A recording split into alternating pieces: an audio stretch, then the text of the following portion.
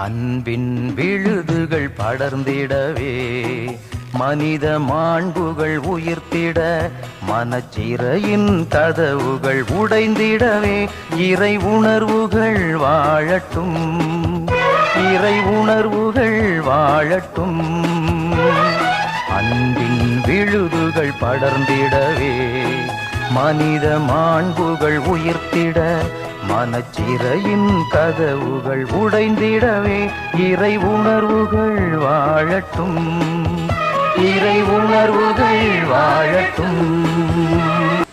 ஆண்டவரை உமது இரத்தத்தால் குலம், மொழி, மக்களினம், நாடு ஆகிய அனைத்து நின்றும் எங்களை மீண்டு கொண்டீர். ஆட்சியுரிமை பெற்றவர்களாக எங்களை கடவுளுக்காக ஏற்படுத்தினீர். தந்தை, மகன், தூய ஆவியாரின் பெயராலே நம் ஆண்டவராகிய இயேசு கிறிஸ்துவின் அருளும் கடவுளின் அன்பும் தூய ஆவியாரின் நட்புறவும் உங்கள் அனைவரோடும் இருப்பதாக.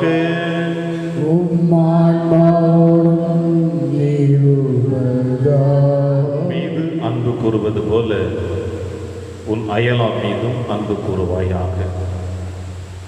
பிரியமான சகோதர சகோதரிகளே, வெள்ளிக்கிழமை என்றாலே இயேசுவின் பாடுகளையும் மரணத்தை பற்றி சிந்திக்கக்கூடிய ஒரு இறை அனுபவத்தை பெறக்கூடிய தருணம். தந்தையினுடைய திருவுளத்தை நிறைவேற்றவும், தந்தை எந்த அளவிற்கு இந்த மண்ணுலகில் உங்களையும் என்னையும் அன்பு செய்தாரோ அதே இணையான அன்பை ஆண்டவர் இயேசு கிறிஸ்து நமக்கு கொடுக்க இந்த மண்ணுலகிலே மனிதனாக பிறந்ததையும், பிறந்து 3 ஆண்டுகள் பணியாற்றி நம் அனைவருடைய பாவங்களை கழுவ பாடுகளை ஏற்று மரணத்திலே தன்னை முழுவதுமாக அர்ப்பணித்திருக்கின்றார். இந்த தியாகம் இந்த மண்ணுலகில் எவராலும் கொடுத்து விட முடியாது. அப்படிப்பட்ட உயர்ந்த தியாகத்தை இறைவன் செய்திருக்கிறார். தன் உடலையும் இரத்தத்தையும் உங்களுக்கும் எனக்கும் ஆன்மீக பானமாக கொடுத்திருக்கிறார், ஆன்மீக உணவாக கொடுத்திருக்கிறார். நற்செய்தி வாசகத்தில் சொன்னது போல, உன் மீது அன்பு கூறுவது போல உனக்கு அடுத்திருப்பவர் மீதும் உன் அயலான் மீதும் உன் பகைவர் மீதும் அன்பு செலுத்துவாயாக சொன்னாரே. இதுதான் இறைவனுடைய அன்பு. அந்த அன்பை நாம் அடுத்தவரிடத்தில் பிரதிபலிக்க அழைப்பு கொடுத்திருக்கிறார். எனவே வெள்ளிக்கிழமை என்று ஆண்டவர் இயேசு கிறிஸ்துடைய அன்பை நாம் சுவைப்போம். அவருடைய பாடுகளின் மரணத்தை தியானிப்போம். நம் பாவங்களுக்காக மனமருந்தி இறைவனுடைய திருக்கரத்தில் நம்மை அர்ப்பணித்து ஜெபிப்போம். மேலும் இன்றைய திருப்பலியிலே சில்வியா நிர்மல் தன்னுடைய பிறந்த நாளை கொண்டாடி மகிழ்ந்து கொண்டிருக்கிறார். இறைவன் இந்த சகோதரியை நிறைவாக ஆசிர்வதிக்கவும், கடந்த வருடங்களில் இறைவன் அந்த சகோதரிக்கு துணையாக இருந்த தருணத்திற்காக நன்றியாகவும், புதியதாக அடியெடுத்து வைத்திருக்கின்ற ஆண்டிலே இந்த சகோதரி உள்ளத்தின் ஆழத்தில் எழுந்த எண்ணங்கள், இயக்கங்கள் அனைத்தையும் இறைவன் ஏற்று ஆசிர்வதிக்கும்படியாகவும், குடும்பத்தில் இருக்கின்ற பிரச்சனைகள், கடன் தொல்லைகள், வேலையில்லா திண்டாட்டம், ஒருவரை ஒருவர் புரிந்து கொண்டு வாழக்கூடிய மனப்பக்குவத்தை இறைவன் கொடுக்க இந்த திருப்பலியிலே நாம் ஜெபிப்போம். திருப்பலி ஒப்பு கொடுக்க நாம் தகுதி பெறும் பொருட்டு நம்முடைய பாவங்கள், குற்றங்கள், குறைகள் தடையாக இருப்பின் அவற்றுக்காக மனமருந்தி இறைவனிடம் மன்னிப்பை பெறுவோம். எல்லாம் வல்ல இறைவனிடமும் சகோதர சகோதரிகளை உங்களிடமும் நான் பாவியனை ஏற்றுக்கொள்கின்றேன். ஏனெனில் என் சிந்தனையாலும் சொல்லாலும் செயலாலும் கடமையில் தவறியதாலும் பாவங்கள் பல செய்தேன். என் பாவமே, என் பாவமே, என் பெரும் பாவமே. ஆகையால் இப்போதும் கன்னியான புனித மரியாவையும் வான தூதர் புனிதர் அனைவரையும் சகோதர சகோதரிகளை உங்களையும் நம் இறைவனாகிய ஆண்டவரிடம் எனக்காக வேண்டிக் கொள்ள மன்றாடுகின்றேன். எல்லாம் வல்ல இறைவன் நம்மை திறக்க வைத்து நம் பாவங்களை மன்னித்து நம்மை நிலை வாழ்விற்கு அழைத்து செல்வராக. ஆண்டவரே இரக்கமாயிரும். ஆண்டவரே இரக்கமாயிரும். கிறிஸ்துவே இரக்கமாயிரும். கிறிஸ்துவே இரக்கமாயிரும். ஆண்டவரே இரக்கமாயிரும். ஆண்டவரே இரக்கமாயிரும். மன்றாடுவோமாக. இறைவாவும் ஒரே திருமகனின் உயர் மதிப்புள்ள திரு ரத்தத்துவம் மனித இனம் அனைத்தையும் மீட்டருளி உள்ளே உமது இரக்க செயலை எங்கள் நிலைத்திருக்க செய்து இவ்வாறு எங்கள் மீட்பின் மறைபொருளை நாங்கள் இடையராது நினைவில் கொண்டு அதன் பயனை அடைய தகுதி பெறுவோமாக. உம்மோடும் தூயாவியாரின் ஒன்றைப்பில் இறைவனாய் என்றென்றும் வாழ்ந்து ஆட்சி செய்கிற எங்கள் ஆண்டவர் இயேசு கிறிஸ்து வழியாக உம்மை மன்றாடுகின்றோம்.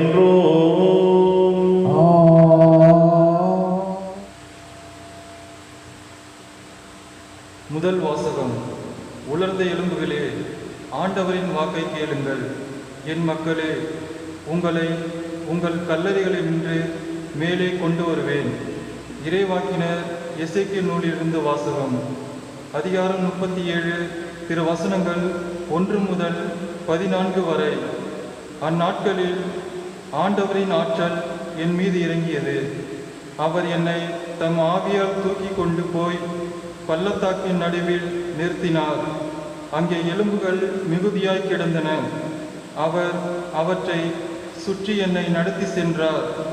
அங்கே பள்ளத்தாக்கின் அடியில் மிக பல எலும்புகள் கிடந்தன. அவை மிகவும் உலர்ந்தவையாயிருந்தன.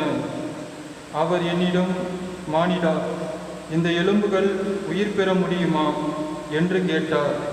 நான், தலைவராகிய ஆண்டவரே, உமக்கு தெரியுமே என்று மறுமொழி அளித்தேன். அவர் என்னிடம் உரைத்தது, நீ இந்த எலும்புகளுக்கு இறைவாக்கு உரை. உலர்ந்த எலும்புகளே, ஆண்டவரின் வாக்கை கேளுங்கள் என்று சொல். தலைவராகிய ஆண்டவர் இந்த எலும்புகளுக்கு இவ்வாறு கூறுகின்றார், நான் உங்களுக்கு உயிர் மூச்சு புக செய்வேன், நீங்களும் உயிர் பெறுவீர்கள். நான் உங்களை நரம்புகளால் தொடுப்பேன், உங்கள் மேல் சதையை பரப்புவேன், உங்களை தோலால் மூடுவேன், பின் உங்களுக்குள் உயிர் மூச்சு புக செய்வேன், நீங்களும் உயிர் பெறுவீர்கள். அப்போது நானே ஆண்டவர் என அறிந்து கொள்வீர்கள்.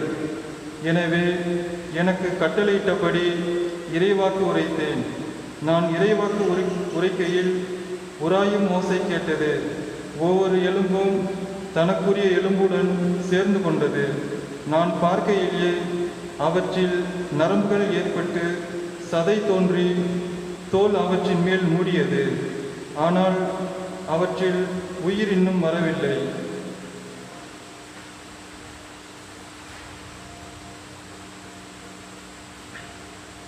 பின்னர் அவர் என்னிடம், உயிர் மூச்சுக்கு இறைவாக்கு உரை. மானிடா, இறைவாக்கு உரைத்து உயிர் மூச்சிடம் சொல். தலைவராகிய ஆண்டவர் கூறுவது இதுவே, 4 காற்றுகளிலிருந்தும் உயிர் மூச்சே வா. நீ வந்து கொலையுண்ட இவர்கள் புகு. அப்போது இவர்கள் உயிர் பெறுவர். எனவே அவர் எனக்கு கட்டளையிட்டவாறு இறைவாக்கு உரைத்தேன். உடனே அவர்களுக்குள் உயிர் மூச்சு புகுந்தது. அவர்கள் உயிர் பெற்று காலொன்றி மாபெரும் படைத்திரள் போல் நின்றனர்.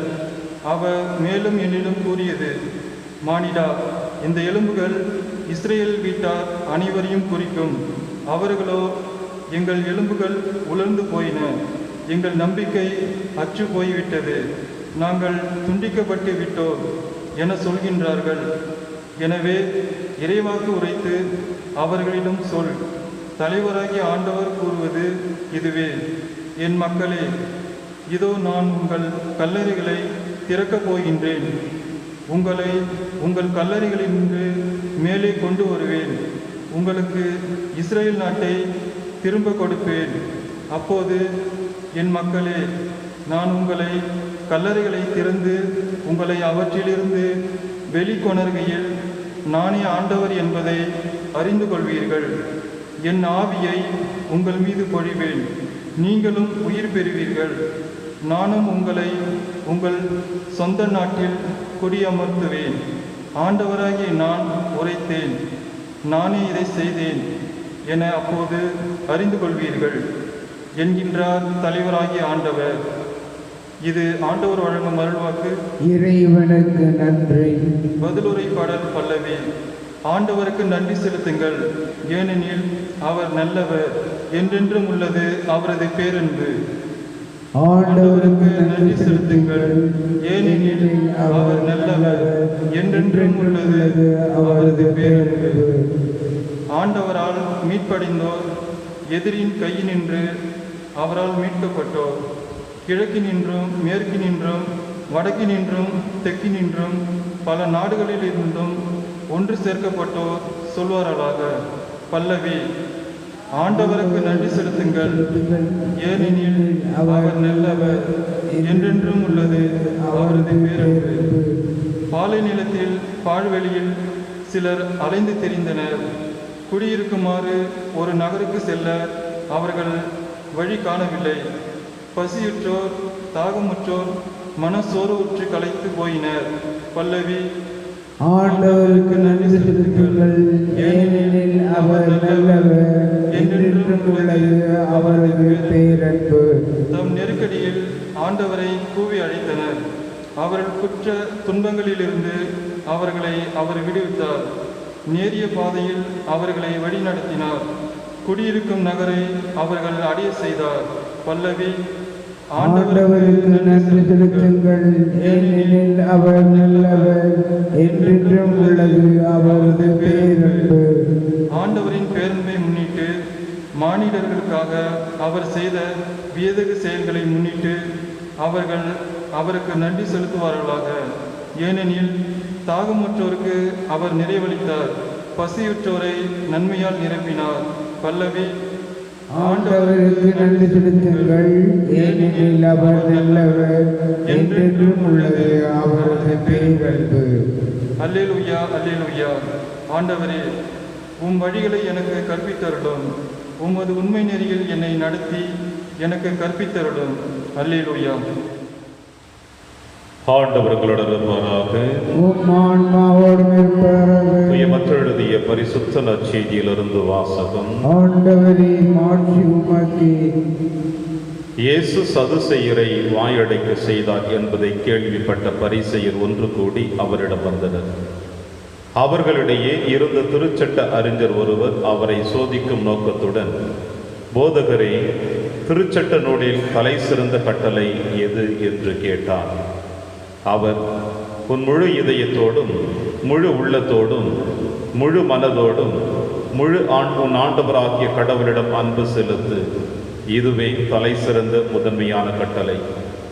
உன் மீது நீர் அன்பு கூறுவது போல உனக்கு அடுத்திருப்பவர் மீதும் அன்பு கூறுவாயாக என்பது இதற்கு இணையான இரண்டாவது கட்டளை.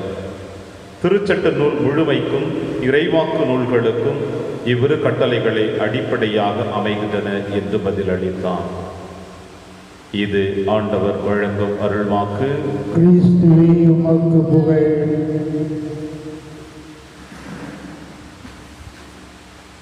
உன் கடவுள் மீது அன்பு செலுத்து, உன் மீது நீ அன்பு கூறுவது போல உனக்கு அடுத்திருப்பவர் மீதும் அன்பு கூறுவாயாக.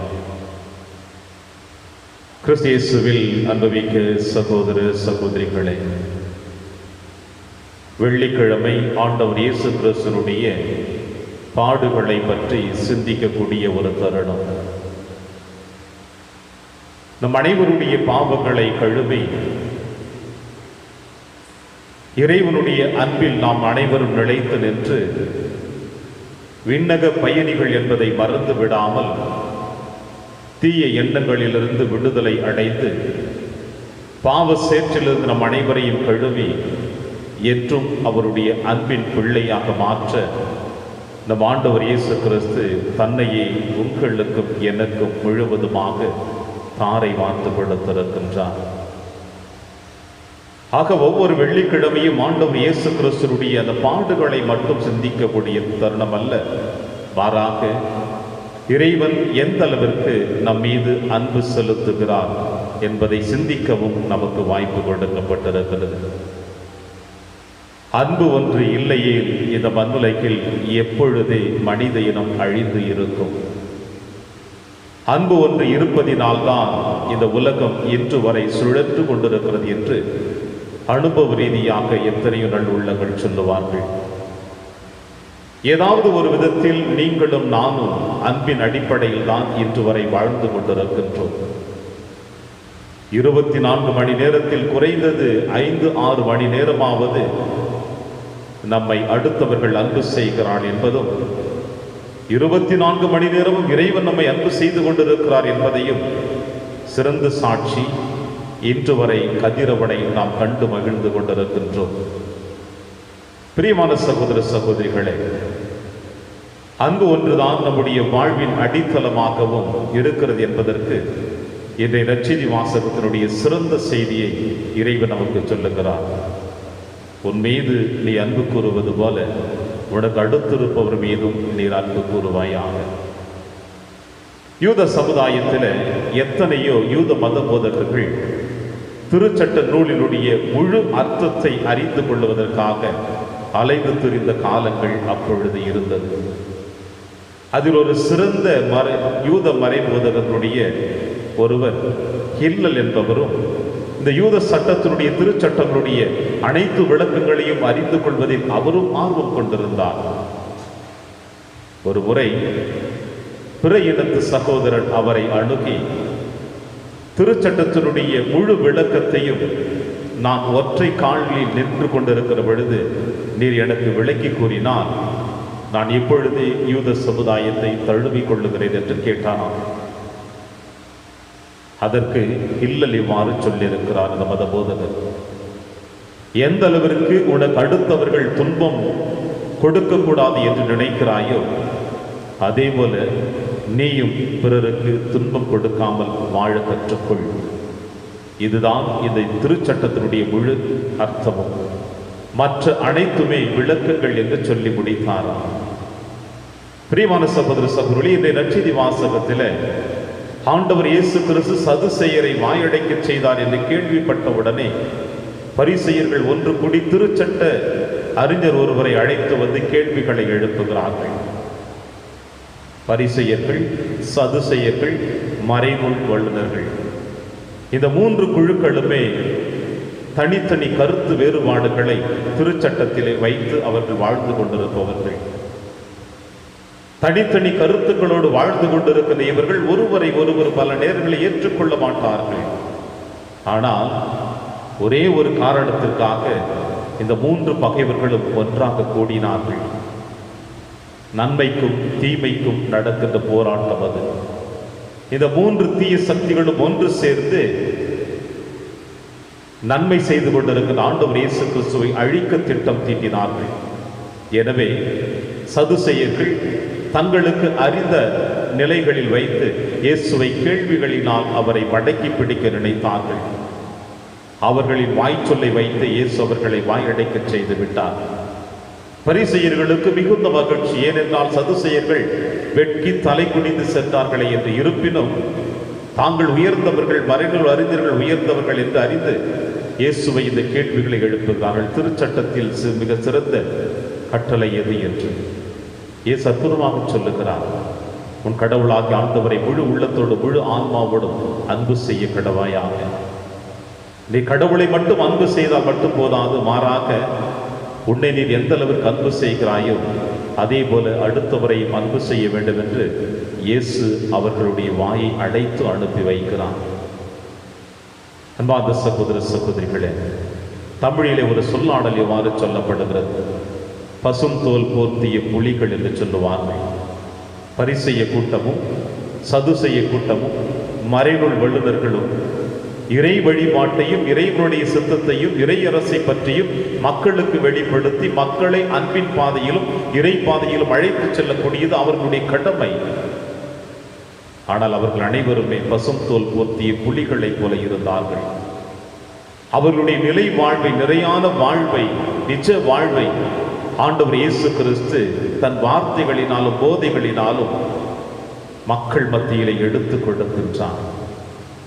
வெட்கி தலை குனிந்தவர்களாக தன் தவற்றை உணர்ந்து கொள்ளாமல் மீண்டுமாய் தான் செய்து கொண்டிருக்கிற அனைத்துமே உண்மை என்றும் நியாயம் என்றும் தன் கேள்விகளால் இயேசுவை வசைப்பாடி கொண்டிருக்கிறார்கள். இதுதான் அவர்கள் செய்து கொண்டிருந்த தவறுகள். பல நேரங்களிலே இந்த பரிசேயர்களைப் போல, சதுசேயர்களைப் போல, மறைநூல் வல்லுநர்களைப் போல நாமும் இறை திட்டத்தை, இறைவனுடைய அன்பை, இறைவனுடைய இரக்கத்தை, இறைவனுடைய மன்னிப்பை பிறரோடு பகிர்ந்து வாழ அழைக்கப்பட்டிருக்கின்றோம்.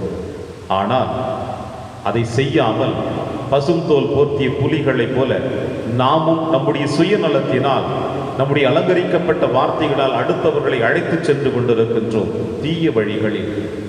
இது ஆண்டவர் இயேசு கிறிஸ்து மறைநூல் வல்லுநருக்கு சொன்னது போல, உன்னை நீர் அன்பு செய்வது போல அடுத்தவர்களையும் நீர் அன்பு செய்ய கடவாயாக.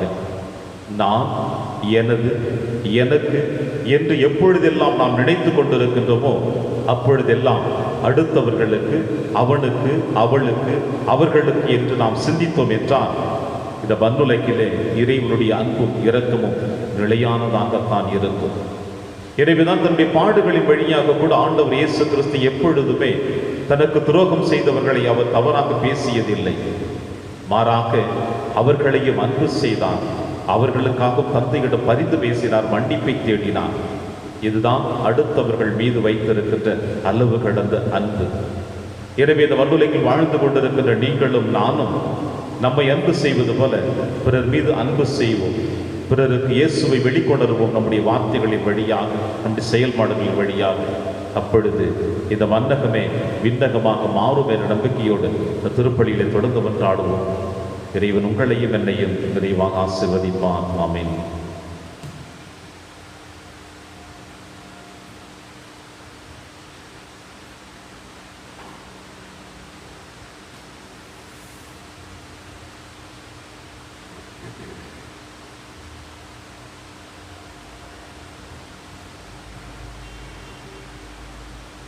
ஆண்டவரே, அனைத்துள் இறைவா, நீர் வாழ்த்து பெறுவீராக. ஏனெனில் வல்லமையிலிருந்து நாங்கள் இந்த அப்பத்தை பெற்றுள்ளோம். நிலத்தின் விளைவு மனித உழைப்பின் பெயருமானது அப்பத்தை உமக்கு கொடுக்கின்றோம். இது எங்களுக்கு வாழ்வளிக்கும் அப்பமாக மாறும். இறைவன் என்றென்றும் வாழ்த்து பெறுவாராக.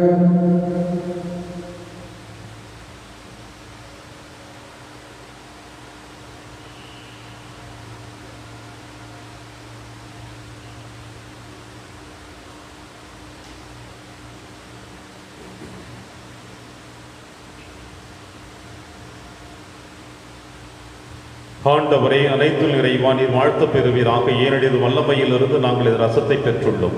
திராட்சை செடியும் மனித உழைப்பின் பயனுமான ரசத்தை வகுப்பு கொடுக்கின்றோம். இது எங்கள் ஆன்மீக பானமாக மாறும்.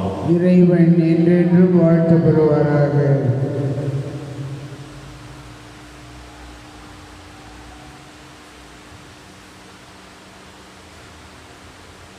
சகோதர சகோதரிகளை, என்னுடைய உங்களுடையதுமான இப்பலி இல்லாமல தந்தையாக இறைவனுக்கு ஏற்றதாகும்படி செபியுங்கள்.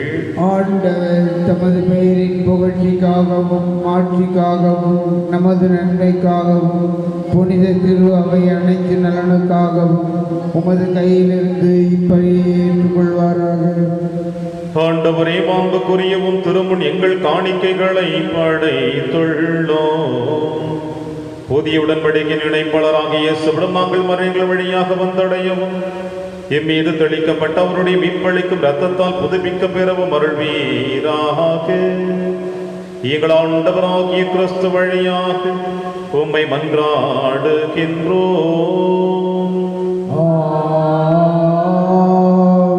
ஆண்டவர்களோடு இருப்பாராக. இதயங்களை மேலே எழுப்புங்கள். ஆண்டவருக்கு நன்றி கூறுவோம். அது தகுதியும் நீதியுமானது. ஆண்டவரை, தூயவரான தந்தையை என்றும் உள்ள இல்லாமல்ல இறைவா, என்னாலும் எவ்விடத்திலும் நாங்கள் உமக்கு நன்றி செலுத்துவது மெய்யாகவே தகுதியும் நீதியுமாகும், எங்கள் கடமையும் மீட்புக்குரிய செயலுமாகும். ஏனெனில் உம் திருமகனின் மீட்பளிக்கும் பாடுகளினால் உலகம் அனைத்தும் நல்லுணர்வு பெறுகின்றன. உமது மாண்பை அறிக்கையிடுகிறது. சிலுவையில் வியத்தகு வலிமையினால் உலகத்தின் மீது தீர்ப்பும் சிலுவையின் அறையுண்டவரின் அதிகாரமும் விளங்குகின்றன. ஆகவே ஆண்டவரே, வானக தூதர் புனிதர் அனைவரோடும் நாங்கள் சேர்ந்து உம்மை அறிக்கையிட்டு அக்களிப்புடன் சொல்லுவதாவது: தூயவர் தூயவர் தூயவர், வான்படைகளின் கடவுளாம் ஆண்டவர். விண்ணகமும் மன்னகமும் உமது மாட்சியால் நிறைந்துள்ளன. உன்னதங்களிலே ஓசன்னா. ஆண்டவர் பேரால் வருகிறவர் ஆசி பெற்றவர். உன்னதங்களிலே ஓசன்னா. ஆண்டவரே, நீர் மெய்யாகவே தூயவர், தூய்மை அனைத்திற்கும் முற்றாகவே உடைய ஆவியை பொழிந்து இக்காணிக்கைகளை தூய்மைப்படுத்த உம்மை வேண்டுகிறோம். இவ்வாறு எங்கள் ஆண்டவர் இயேசு கிறிஸ்துவின் உடலும் இரத்தமுமாக எங்களுக்கு இவை மாறுவனமாக. அவர் பாடுபட உளம் கணிந்து தம்மை கையளித்த போது அப்பத்தை எடுத்து நன்றி செலுத்தி அதை பிட்டு தம் சீடருக்கு அளித்து அவர் கூறியதாவது, அனைவரும் இதிலிருந்து பெற்று உண்ணுங்கள், ஏனெனில் இது உங்களுக்காக கையளிக்கப்படும் என் உடல்.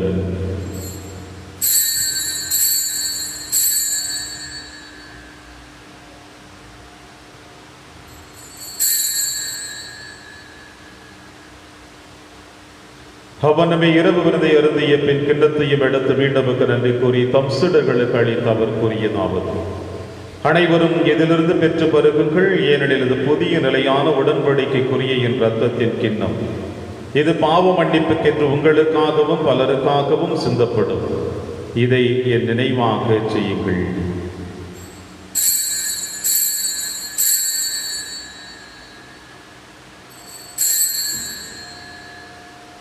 நம்பிக்கையின் மறைபொருள். ஆண்டவரே, நீர் வருமளவும் உமது இறப்பினை அறிக்கையிடுகின்றோம், உமது உயிர்ப்பினையும் எடுத்துரைக்கின்றோம். ஆகவே ஆண்டவரே, நாங்கள் கிறிஸ்துவின் இறப்பினையும் உயிர்ப்பினையும் நினைவு கூர்ந்து வாழ்வதரும் அப்பத்தையும் மீட்பளிக்கும் கிண்ணத்தையும் உமக்கு புகழுகின்றோம். உம் திருமணி நமக்கு ஊழியம் புரிய தகுந்தவர்களை எங்களை ஏற்றுக்கொண்டீர். எனவே உமக்கு நன்றி செலுத்துகின்றோம். மேலும் கிறிஸ்துவின் உடலிலும் இரத்தத்திலும் பங்கு கொள்ளும் எங்களை தூய ஆவியார் ஒன்று சேர்க்க வேண்டும் என உம்மை தாழ்மையுடன் மன்றாடுகின்றோம்.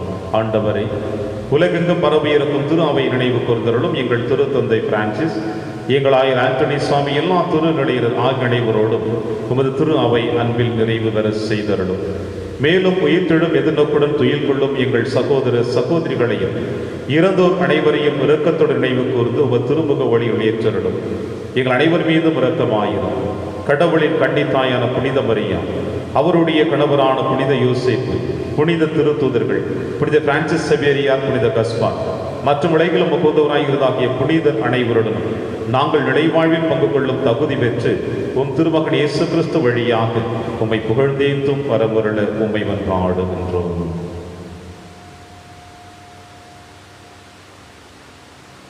இவர் வழியாக இவரோடு இவரில் எல்லாம் அல்ல இறைவனாகிய தந்தையே,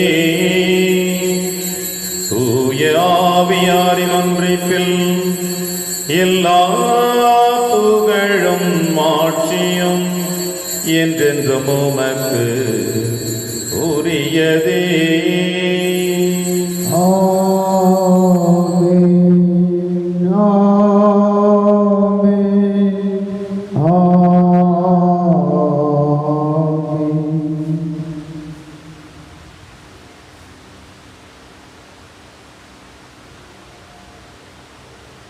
மீட்பரின் கட்டளையால் கற்பிக்கப்பட்டு இறை படிப்பினையால் பயிற்சி பெற்ற நாம் அனைவரும் துணிந்து சொல்வோம். விண்ணுலகில் இருக்கிற எங்கள் தந்தையே, உமது பெயர் தூயது என போற்ற பெறுக. உமது ஆட்சி வருக. உமது திருவுளம் விண்ணுலகில் நிறைவேறுவது போல மண்ணுலகிலும் நிறைவேறுக. எங்கள் அன்றாட உணவை இன்று எங்களுக்கு தாரும். எங்களுக்கு எதிராக குற்றம் செய்வோரை நாங்கள் மன்னிப்பது போல எங்கள் குற்றங்களை மன்னியும். எங்களை சோதனைக்கு உட்படுத்தாதேயும், தீமையிலிருந்து எங்களை விடுவித்தருளும். ஆண்டவரை, தீமை அனைத்திலும் இருந்து எங்களை விடுவித்து எங்கள் வாழ்நாளில் அமைதியை கனிவுடன் அருளும் என்று ஆடுவோம். உமது இரக்கத்தின் உதவியால் நாங்கள் பாவத்திலிருந்து எப்பொழுதும் விடுதலை பெற்று யாதொரு கலக்கமுமின்றி நலமாயிருப்போமாக. நாங்கள் எது நோக்கி இருக்க பேரின்பத்திற்காகவும் மீட்பராக இயேசு கிறிஸ்து வருகைக்காகவும் காத்திருக்கின்றோம். ஏனெனில் ஆட்சியும் வல்லமையும் மாட்சியும் என்றென்றும் உமதே. ஆண்டவரே இயேசு கிறிஸ்துவை, அமைதியை உங்களுக்கு விட்டுச் செல்கிறேன், என் அமைதியை உங்களுக்கு அளிக்கிறேன் என்று உம் திருத்துதர்களுக்கு வழிதீர எங்கள் பாவங்களை பாராமல் திரு அவையின் நம்பிக்கையை கண்ணோக்கி உமது திருவுளத்திற்கேற்பதற்கு அமைதியை மற்றும் அளித்தொள்வீராக. என்று வாழ்ந்து ஆட்சி செய்கின்றவர் நீரே. ஆண்டவருடைய அமைதி உங்கள் அனைவரோடும் என்றும் இருப்பதாக. ஒருவருக்கொருவர் உறவின் வாழ்த்தை அறிவித்து மகிழ்வோம். சமாதானம். உலகின் பாவங்களை போக்கும் இறைவனின் செம்மறியே, எங்கள் மேல் இரக்கமாயிரம்.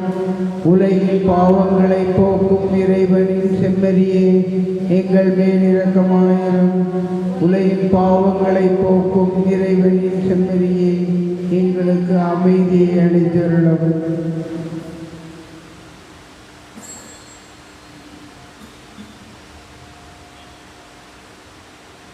இதோ இறைவனின் செம்மறி, இவரே நம் அனைவரின் பாவங்களை போக்குகின்றவர்.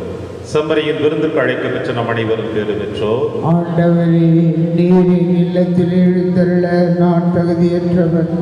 ஆனால் ஒரு வார்த்தை மட்டும் சொல்லியுள்ளோம், எனது ஆன்மா நலம் அடையும். கிறிஸ்துவின் திருவுடலும் திருத்தமை காத்து நமக்கு நிலையான வாழ்வளிப்பதாக.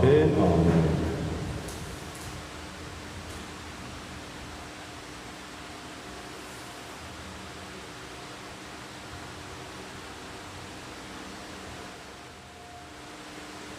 கிறிஸ்துவின் ஆன்மாவே என்னை புனிதமாக்கும்.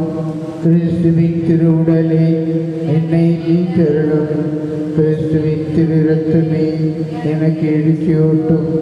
கிறிஸ்துவின் விழாவின் தண்ணீரே என்னை கழுவிடுமே. கிறிஸ்துவின் பாடுகளே என்னை தேற்றிடுமே. ஓ நல்ல இயேசுவே, எனக்கு செவிசாயும். உம் திருக்காயங்களுள் என்னை மறைத்தருளும். உம்மிடமிருந்து என்னை பிரிய விடாதே. தீய பகைவரிடமிருந்து என்னை காத்தருளும். எனது இறப்பின் வேளையில் என்னை அழைத்தருளும். உம்மிடம் வர எனக்கு கட்டளையிட்டருளும். புனிதர்களோடு எக்காலமும் உம்மை புகழ செய்யும். ஆமென்.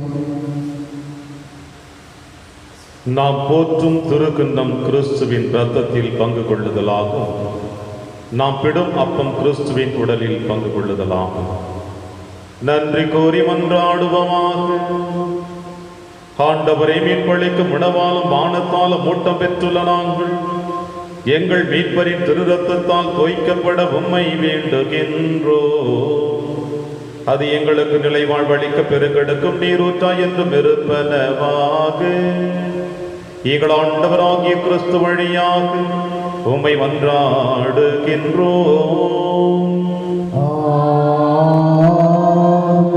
ஆண்டவர் உங்களோடு இருப்பாராக.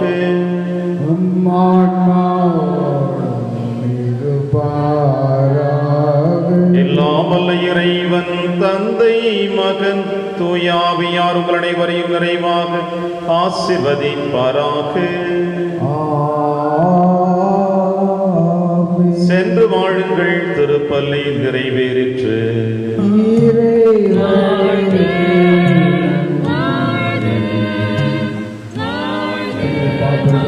Thank you.